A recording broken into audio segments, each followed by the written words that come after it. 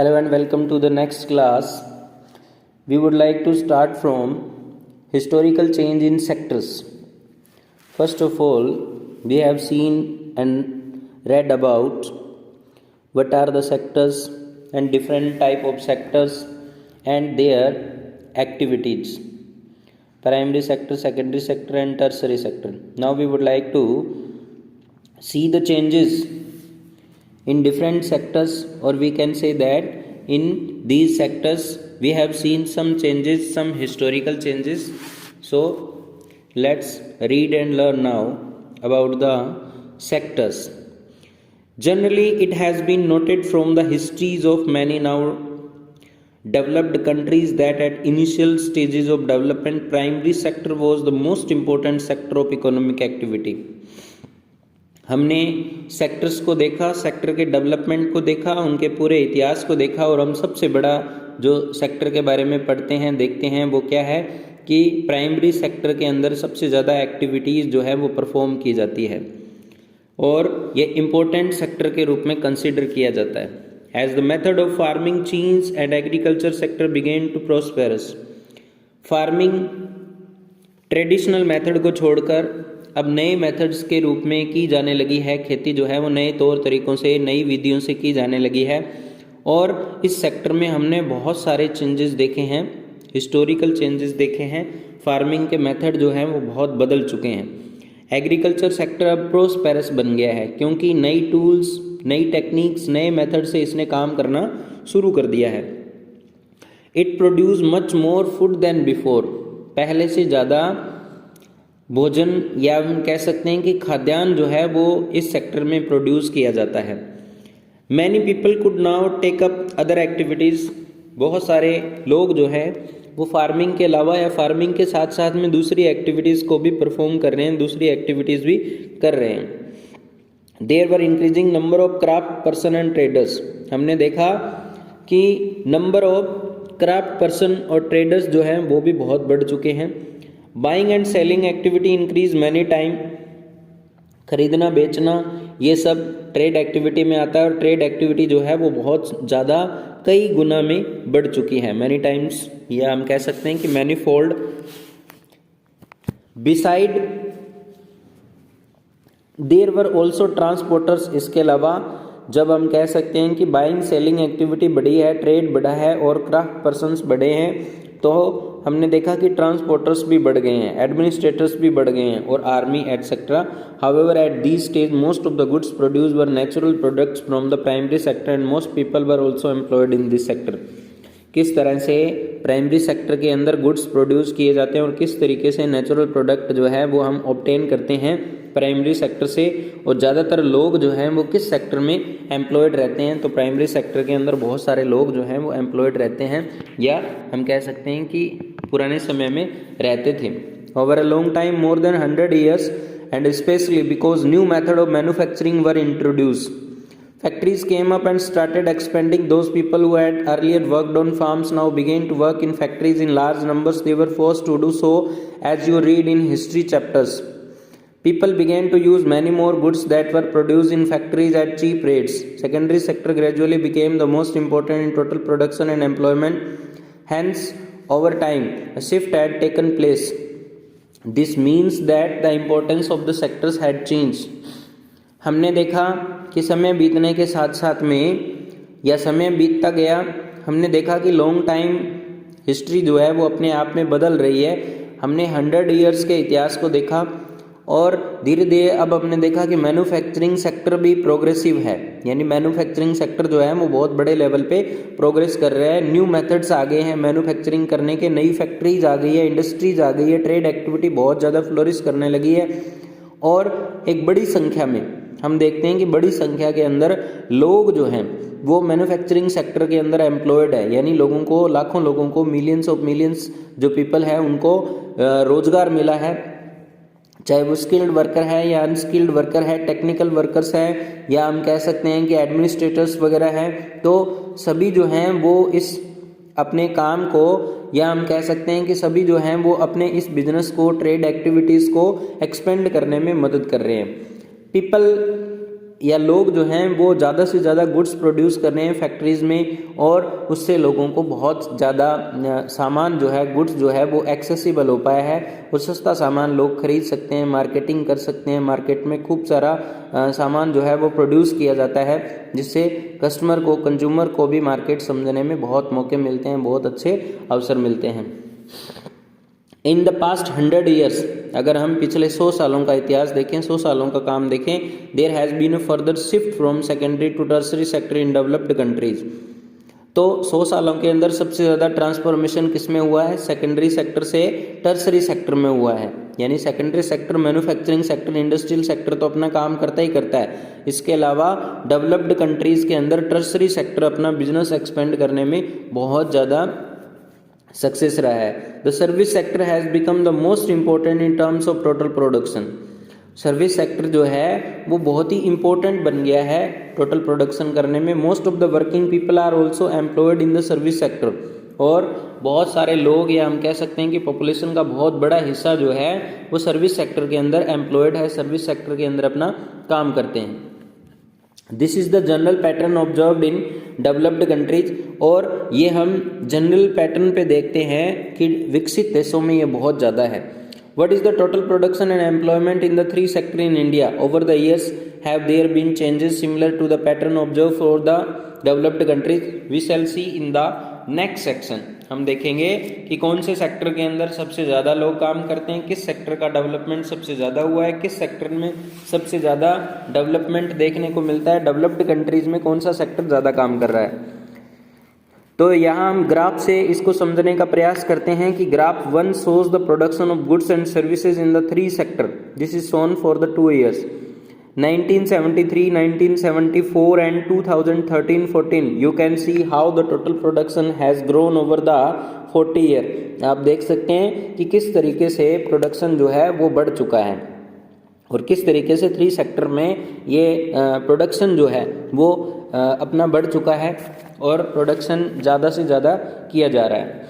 Rising importance of the tertiary sector in production. Tertiary sector के अंदर यानी service sector के अंदर, थर्ड सेक्टर के अंदर हमारा सर्विस सेक्टर के अंदर प्रोडक्शन किस तरीके से बढ़ा है। ओवर द 40 ईयर्स, अगर हम पिछले 40 सालों की बात करें, 1973-74 से लेके 2013-14 तक की, while production in all the 3 sector has increase.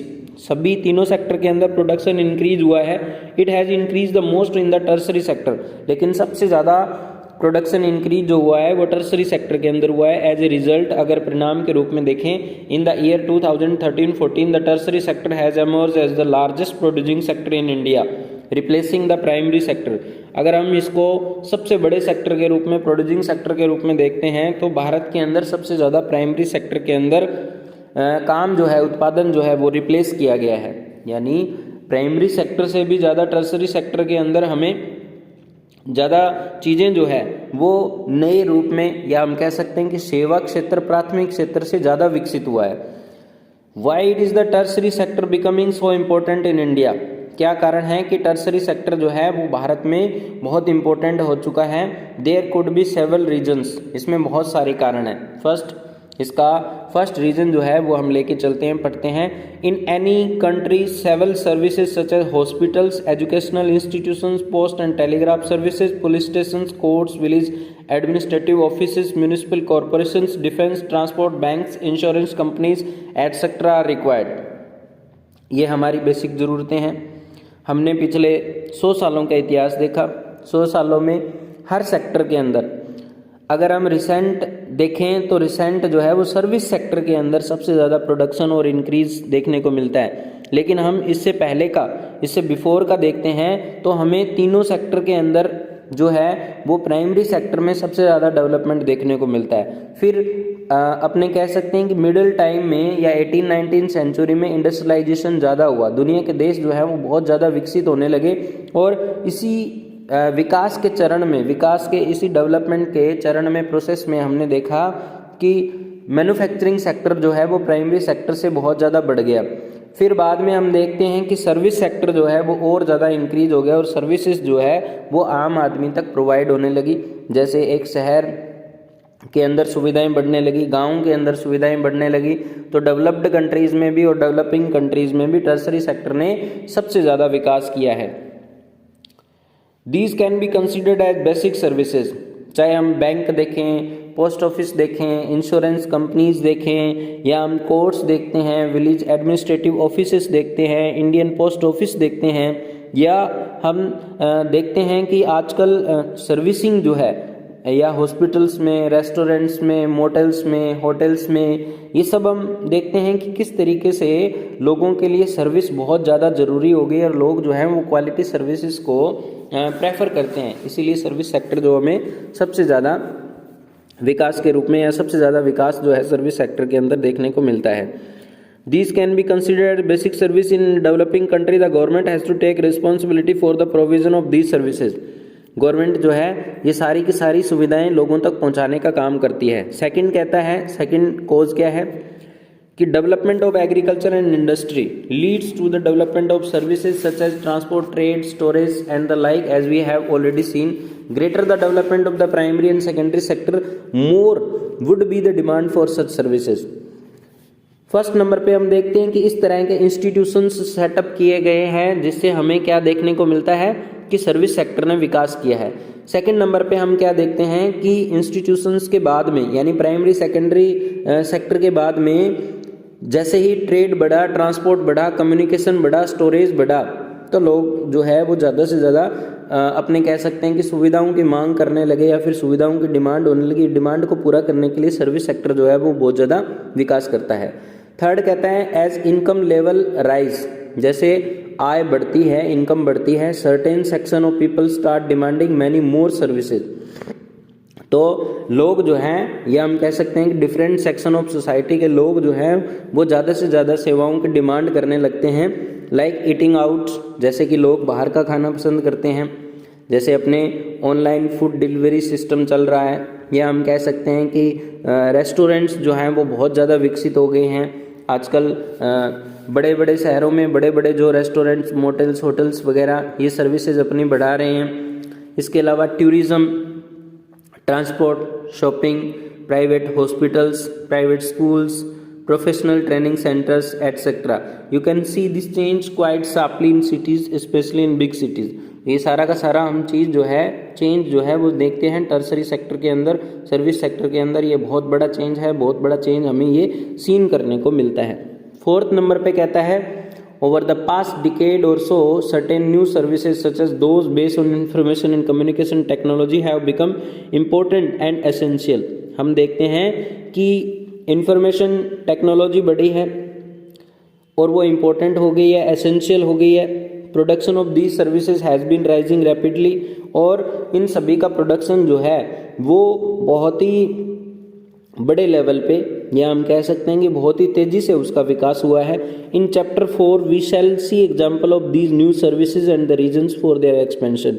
और चैप्टर 4 में हम इनके एग्जाम्पल्स देखेंगे और इनके रीजन्स देखेंगे कि किस तरह से ये विकास करते हैं। However you must remember that not all the service sector is growing equally well. हम जो है वो किस तरीके से कह सकते हैं, हमें ये बिल्कुल अच्छे से याद रखना चाहिए कि एक अकेला सर्विस सेक्टर किस प्रकार से अकेला जो है वो ग्रो कर रहा है, इक्वली वेल कर रहा है, या फिर हम कह सकते हैं कि इक्वली ग्रो कर रहा है, या हम कह सकते हैं कि किस प्रकार से दोनों सेक्टर के साथ में एक अकेला सर्विस सेक्टर ज़्यादा ग्रो कर रहा है। Service sector in India employees many different kind of people. Service sector के अंदर बहुत बड़ी संख्या में लोगों को रोजगार मिलता है।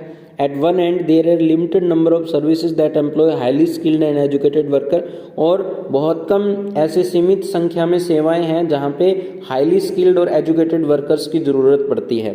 At the other end, दूसरी तरफ हम देखें, there are a very large number of worker engaged in services such as small shopkeepers, repair persons, transport persons, etc. These people barely manage to earn a living and yet they perform these services because no alternative opportunity for work are available to them. तो ये हम देख सकते हैं कि किस प्रकार से लोग जो हैं वो अपने आप को मैनेज कर रहे हैं और किस प्रकार से लोगों को अपने सर्विसेज जो है वो छोटे लेवल पे भी और बड़े लेवल पे भी, प्रोफेशनल भी और हम कह सकते हैं कि नॉन प्रोफेशनल भी, ऑर्गेनाइज्ड भी, अनऑर्गेनाइज्ड भी, स्किल्ड भी है और नॉन स्किल्ड भी है, या फिर अनस्किल्ड वर्कर्स भी जो हैं सर्विस सेक्टर से जुड़े हुए हैं और सेवाएं देने का काम करते हैं। These people barely manage to earn a living and yet they perform these services because no alternative opportunity for work are available to them. Hence, only a part of this sector is growing in importance. You shall read more about this in the next section. में हम पढ़ेंगे कि service sector किस प्रकार से important होता जा रहा है और किस प्रकार से इसका इम्पोर्टेंस जो है वो लोगों के लिए, अपने कह सकते हैं कि लोगों के लिए किस प्रकार ये इम्पोर्टेंट होता जा रहा है, लोगों को कैसे रोजगार मिल रहा है। रोजगार की सारी संभावनाएं सिर्फ सर्विस सेक्टर में हो ये पॉसिबल नहीं है, और सर्विस सेक्टर के अंदर लोगों को बहुत कम इनकम मिलती है, फिर भी वो लोग इससे जुड़े हुए हैं। तो ये भी अपने को एक बहुत बड़ा फैक्टर जो है वो सामने आता है, लेकिन फिर भी लोग जो हैं वो सर्विसेज प्रोवाइड करवा रहे हैं और सर्विस सेक्टर जो है रैपिडली ग्रो कर रहा है। Where are the most of the people employed, तो ये रिपोर्ट कहती है कि सबसे ज़्यादा किस सेक्टर के अंदर लोगों को रोजगार मिला हुआ है। इस रिपोर्ट को अपने स्टडी करते हैं। Graph 2 percentage share of the 3 sectors in GDP. Now you can directly see the changing importance of the sector over the 40 year. आप पिछले 40 सालों में ये देख सकते हैं कि सेक्टर्स में क्या चेंजेस आए और कौन कौन से रिमार्केबल चेंज हमें देखने को मिलते हैं।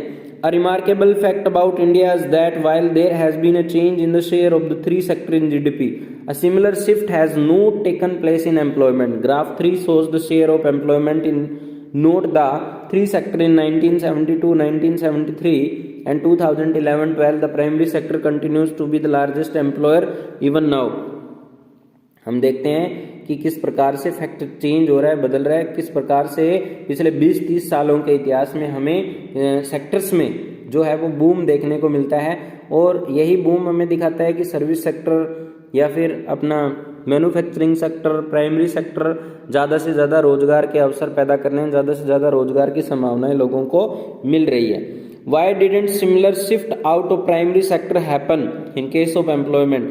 It is because not enough jobs were created in the secondary and tertiary sectors.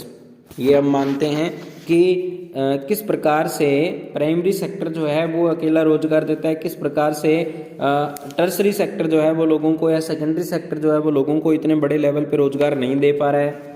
Even though industrial output or the production of goods went up by more than 9 times during the period, employment in the industry went up by around 3 times. The same applies to the tertiary sector as well. While production in the service sector rose by 14 times, employment in the service sector rose around 5 times.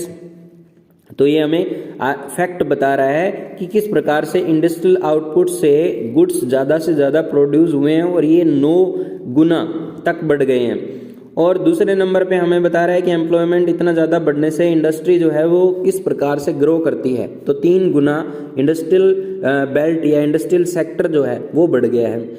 Supply में अगर देखें वो भी बढ़ी है, supply बढ़ी है तो सर्विस सेक्टर भी बढ़ा है। तो सर्विस सेक्टर के अंदर हम देखते हैं कि सर्विस सेक्टर जो है वो लगभग 14 गुना, यानी मैन्युफैक्चरिंग सेक्टर से भी, प्राइमरी सेक्टर से भी ये बहुत ज़्यादा बढ़ चुका है, और सर्विस सेक्टर सर्विसेज प्रदान करने में लगभग 5 गुना जो है वो आगे चल रहा है दूसरे सेक्टर से, या फिर अपने कह सकते हैं कि इंडस्ट्रियल सेक्टर से। As a result more than half of the worker in country are working in the primary sector. अगर अपने एक परिणाम के रूप में सारी सिचुएशन को समझने का प्रयास करते हैं तो हम देखते हैं कि वर्कर्स जो हैं हमारे देश के अंदर, कंट्री के अंदर जो वर्कर्स जो हैं प्राइमरी सेक्टर के अंदर सबसे ज़्यादा काम कर रहे हैं, मेनली इन एग्रीकल्चर के अंदर, producing only A quarter of the GDP, और ये पूरा 1/4 पार्ट जो है वो कवर करते हैं जीडीपी का। In contrast to this, the secondary and tertiary sector produce 4/5 of the produce, whereas they employ less than half the people.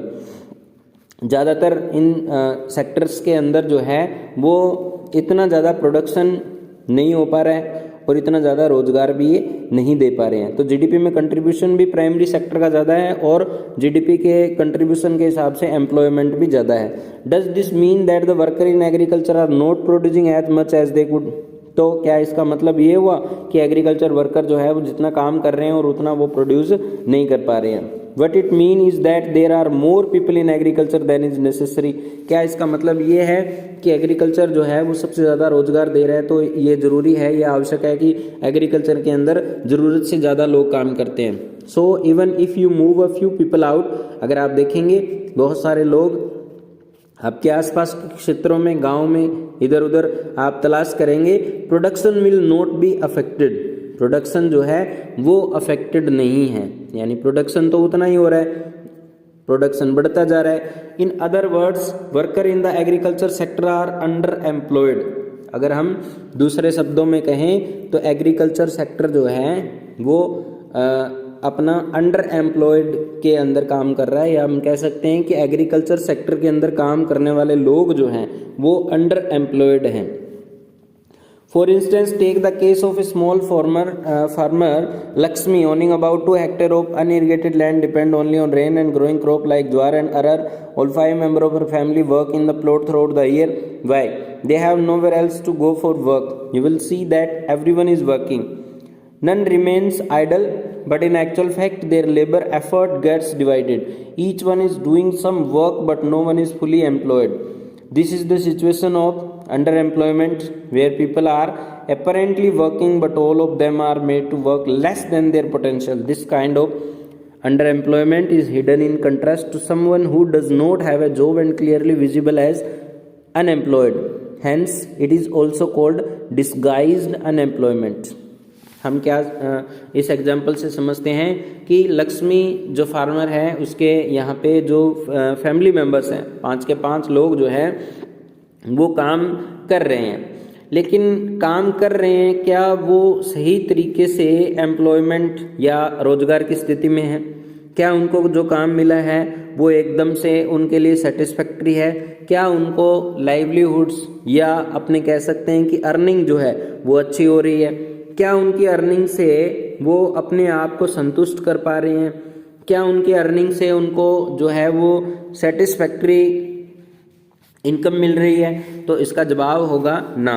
तो यहाँ पे हम एग्रीकल्चर के अंदर अंडर एम्प्लॉयड सिचुएशन देखते हैं। अंडर एम्प्लॉयड सिचुएशन के अंदर हम क्या देखते हैं कि हमें यहाँ पे बहुत ही अलग तरह की कंडीशन फेस करने को मिलती है कि लक्ष्मी एक स्मॉल फार्मर है, उसके पास जो ज़मीन है उसमें ट्रेडिशनली सारी सुविधाएं नहीं है, इरिगेशन की सुविधा नहीं है, एग्रीकल्चर प्रोडक्शन वहाँ अच्छा नहीं होता है, लेकिन उसकी फैमिली मेंबर जो है वो बाहर कहीं काम ना करके, दूसरा कोई काम ना करके एग्रीकल्चर प्रोडक्शन का काम करते हैं, एग्रीकल्चर में काम करते हैं। और हमें लगता है कि सबको रोजगार मिला हुआ है, सबको इनकम मिलती है, सब जो हैं वो अच्छे से अपना रोजगार प्राप्त किए हुए हैं, सब अपना अच्छे से रोजगार चला रहे हैं, लेकिन ये वास्तविक कंडीशन जो है वो सही नहीं है।